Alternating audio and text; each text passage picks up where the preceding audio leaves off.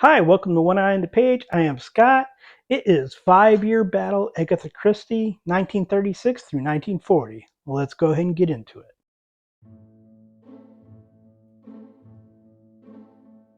Okay, this is probably Christie's busiest 5-year period. She published 13 books during this 5-year period. I will say, before we get into this, that between the years of, I believe, 1931 and 1942, she publishes, I believe, 23 books, 16 of which involve Hercule Poirot. She publishes 23 books, I believe, that involve Poirot from 1921 through 1942, and roughly the equivalent of that from 1942 through 1975. So, as you might know if you read about Christie, she kind of gets tired of Poirot, and maybe writing so many books about him in rapid succession does it. Of the 13 books in here, of which I believe 11 are novels, two of the books don't have Poirot in them. And one of the story collections is all Poirot stories, and the other one I believe has three prose stories in it. So this is a pro heavy one. So the first one is the ABC Murders, published in 1931, a pro one. It does have Hastings in it. We are getting really close to the end of Hastings as far as novels go. So I will stop saying it has Hastings in it, or it doesn't have Hastings in it. This one is basically about a possible serial killer who is killing people based on their names. That the first one is Alice Asher, and the second one is Betty Bernard. So Pro takes on the case. He has received a letter from the killer, which why would you do that as a killer? Haven't you read these books? You know how it's going to turn out. So Pro basically wants to solve the case before more murders happen. I know that this one is generally pretty high up for people. I do think it is a very good book, but I'm not really fond of the solution or the murderer themselves and how they act out the murders. I didn't really like. So that brings it down for me, but obviously this is going to be number one first. Number two is Murder in Mesopotamia. Poirot, no Hastings. One of the novels in which Poirot doesn't really come in until a little bit later in the novel. It is also one of the few mysteries, I believe, I could be wrong, that is narrated by a woman. Yeah. Basically, the wife of an archaeologist is murdered, and one of the people on the trip calls Poirot in. Poirot comes and solves it. I thought this one was fairly good. I liked a lot of the characters. It's another one where, and again, I am talking in 2023 about books published in the 1930s, but the reveal of the murderer, not that unpredictable. Kind of like, oh yeah, seen that lots of time. But again, I'm looking at it from 90 years in the future. So I do think that for me, this is going to be above ABC Murders. Number three is Cards on the Table, published in 1936. It is another Perot novel. Perot is invited to a little get together along with three other people associated with crime solving. Uh, got Colonel Ray's and Ariadna Oliver's first appearance in a Perot novel, and I believe it's not Inspector Japp, but it's the other guy that I'm quite familiar with, but Superintendent Battle, I believe. And also four people that the host believes have gotten away with murder. And the host is killed, and it's assumed that it's one of those four. And Pro and the other ones must solve it, but it's a Pro novel, so I mean, who do you think's gonna solve it? Uh, I think this one was generally very well plotted and carried out. Some of the characters a little eye rolly, but that I'm pretty much at the point when it comes particularly to Agatha Christie romances. I kind of just shrug them off a little bit as long as they don't interfere too much with the murder mystery. So I'm going to put this in number one slot for now. Now, 1937, Dumb Witness. This is it. It almost should go pretty up high because this is the last novel that Hastings appears in before Curtin in 1975. Uh, so, I will say again, a lot of my Hastings hate is because of the early novels, particularly Murder on the Lake. Some of the later ones, he's not needed at all, but he doesn't interfere or play a big part. But I think there's also a reason why. Oh, Christie goes, I don't need him anymore. I can put in some different, more interesting characters. So there's nothing wrong with Hastings in this. He spends a lot of his time with the dog, which is right up his alley. A woman dies after writing a letter to Perot that she fears for her life. So he goes and solves it. If you like dogs, a dog does play pretty heavily into it. The dog is the dumb witness. Kind of insulting, but okay. I I liked most of Perot's investigation. I don't think that the solution is bad, but I just didn't particularly care about it. So it's just one of those books where like it's good, but and then you follow up the butt with oh. So it's a decent book, but uh, there's just nothing that really elevates it for me, except for the fact that it's Hastings' last book until Curtin. So I'm going to put that under ABC Murders. So that is number four for right now. Book number five, published in 1937, is Death on the Nile. As you can see, this movie is, or this book shows from the movie. Do not see the movie. The movie is awful, or you may think it's great, but if you like the Hercule Poirot from the books, that is not the Hercule Poirot who is in the movie. I thought the movie was awful. I thought his Murder on the Orient Express was okay. So, uh, a woman marries her friend's ex-fiance. Wasn't her ex-fiance when they met, and the woman basically starts to stalk them. They all get on a steamer.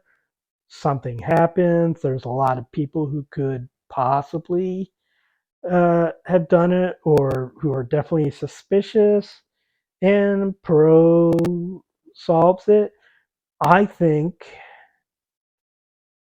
that this is very good. I think it holds up well on rereadings. If you're going into it for likable characters, you're not really going to find them. But if the story is written well enough and the mystery is good enough, then it's like, okay, everybody's a suspect, so let's solve the crime. And that's the intriguing part. And I think it's a good solution. I I I really like the novel. It's a very good chance it's going to be number one in this week. I don't know that it's a book that I could see being number one at the end, but I mean, we'll see. I did my 5 year battle Stephen King, and I got a lot of surprises for myself, and I'm seeing more surprises when I do a ranking of all the books. So that's going to be number one for now. Book number 6 is Dead Man's Mirror, also known as Murder in the Mews in the UK. It is a collection of 4 long stories, all of them prose stories. I liked uh, Dead Man's Mirror, the story. I liked Murder in the Mews. The other 2 were okay. Now I'm blanking on the names of them. But one of them was kind of like a political mystery, which I always tend to dislike those with Christie. And the other one just really doesn't stand out. So it's okay, but I think it's going to go down at the bottom. Story collections need to be really good for them to be up high for me. Number 7 is Appointment with Death, which is published in 1938. It's another one in which Perot takes a bit of a back seat. He overhears 2 people saying that somebody needs to be killed, and then he disappears for a while, and we get to meet this family and these researchers, and the family is headed by Mrs. Boynton, who is kind of the human evil that I would kind of place like right next to Dolores Umbridge, as far as human evil. It's just one of those types of characters that uh, let you know she's the one who dies. And when she dies, you're like, I don't care who did it, they should get away with it. But uh, this is a really interesting tale of a family, which is not Christie's uh, forte, but I like it. I wouldn't say I like all the members of the family, but I like a lot of the members of the family. I like a lot of the people that are on this trip. It's not just a family with them. The solution, I could see people having problems with it, and I understand those problems, but I'm kind of like, no, I'll allow it. So I like it. I don't think that it's gonna surpass Death on the Nile, but I'm going to put it in second place for right now. Book 8, published in 1938, and again, it's Perot. We have not had a book yet without Perot in it. It's coming, but not yet. It's set during Christmas. The patriarch of the family is killed. He's a real dick. Again, not bothered when he's killed. He's not as interesting as Mrs. Boynton from the previous story. He's like an archetype, a stereotype. He's just as a murder victim, he's boring. I am bored by him. I don't find most of the family members particularly interesting. there are elements of a good story in here. This one just doesn't really work for me. I am gonna put this right above Dead Man's Mirror and after Dub Witness, but it's real close to the bottom. Okay, finally, in 1939 is Murder is Easy, which is a non-pro novel. A Luke Fitzwilliam talks to an old woman on a train. She says that there is a serial killer in her village, and she's going to Scotland Yard to talk to them about it. And she and Luke talk on a train, and then he sees the next day a report of her death, and he decides because she reminds him of his family member to go and check out what's going on. Now, it's a little uh it's Christie kind of going like a little over the top, I think, but it's still interesting. I generally like the romance, which with Christie often it's like also almost and I think it is an age appropriate romance, which is also a weird one for Christie. The murderer isn't particularly interesting to me, but it's more about the journey to find out. And also, it's not really a mystery novel. It's a mystery slash adventure novel in a little bit, or I guess a thriller, I would say. So it's fun, but it's not for the people who read Christie because they want to exercise the little gray cells. I'm going to put that right under Murder in Mesopotamia and above the ABC Murders. ABC Murders fans are not going to like me. Number 10. Wonder where this one's going to go. It is also published in 1939. It is also not a pro novel. It is in Then There Were None. Might have heard of it. Previously published as 10 Little Indians. Previously published as another title that I will not say. That is based on, I guess, a little nursery rhyme. While it's racist, it really has nothing to do with the novel itself. But the nursery rhyme is pretty bad. 10 people go to an island. They are called there uh, for different reasons. A lot of them are hired, and they are left on the island, just the 10 of them, and one by one they begin to die. And with them, as far as they see, and they have searched the island, it's only the 10 of them that have been there. It has to be one of them, they think, that is committing the murders. Uh, just expertly crafted, even gets me to care about some of the characters, even though almost all of these characters are not good people, I will say.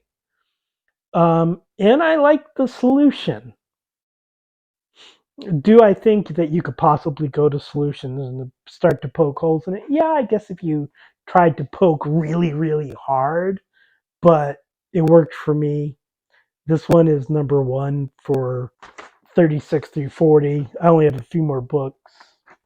It's probably going to remain number one. Book number 11 is The Regatta Mystery, published in 1939. It is a collection of 9 stories, 3 of which are pro, 2 Parker Pine, which are the last Parker Pine stories, so glad we're done with him. Miss Marple, and then a supernatural tale. None of these are particularly memorable or good. I will say, generally, except for like the Harley Quinn ones, Agatha Christie short stories don't do a lot for me. And maybe the Tommy Tuppence ones, but that was more like a bunch of interrelated stories. In it was just fun. But generally, the mysteries in Agatha Christie short stories have so little, impact. They're solved so quickly. It, calm down, dude. What the hell? That they're just not that fun. I'm gonna put this at the bottom. Book number 12 is Sad Cypress, published in 1940. It is a pro novel, kind of stands out that it is probably the first pro novel that spends a lot of time in court. I can't recall offhand any other Christie novels that play out in court, but that there may be, but none come to mind right now. A woman's aunt is murdered. She is arrested for it, and Pro has to figure out if she is actually guilty, and if she's not guilty, who it is that did it. We spend a lot of time with the woman, Eleanor, and I think she's a decent enough character. I like the story. I don't love it. I think the romance in it is just. I think it's almost detrimental to the novel. I almost wish like a novel like this in which Pro arrives later and doesn't contribute as much, that it had been another detective, a battle, or probably not Colonel Race, but you could probably figure out a way to make it Colonel Race. So it's good, but it's not great. I'm going to put this one under ABC Murders. And the last book is One to Buckle My Shoe, also published in 1940. And remember, this is a 5-year period, 13 books. So she's basically publishing almost 3 books a year. This is Inspector Japp's last. Yes, Inspector Japs. Let me make that clear that is the man's name. Last novel appearance. A dentist dies. It is Perot's dentist, or at least the dentist that he is seeing. It gets political. I will put this above the Regatta Mystery, but I will not put it above Dead Man's Mirror. It's when it comes to like political intrigue or anything like that, Christie just cannot do it. Almost never. And I say almost never because maybe she can a book or two, but I'm not thinking of any at the moment. Let's go over those rankings now. 13 books. Coming in at number 13 is The Regatta Mystery and Other Stories. Number 12 is One to Buckle My Shoe. And number 11 is Dead Man's Mirror.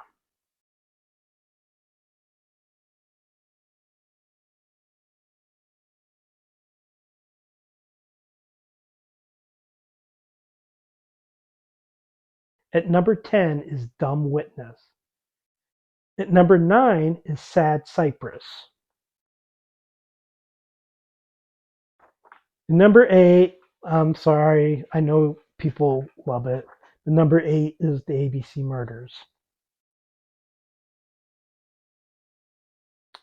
Number 7 is Murder is Easy. Number 6 is Murder in Mesopotamia. There's a lot of murders in these titles. It's weird. Number 5 is Murder in Mesopotamia. Number 4 is Cards on the Table.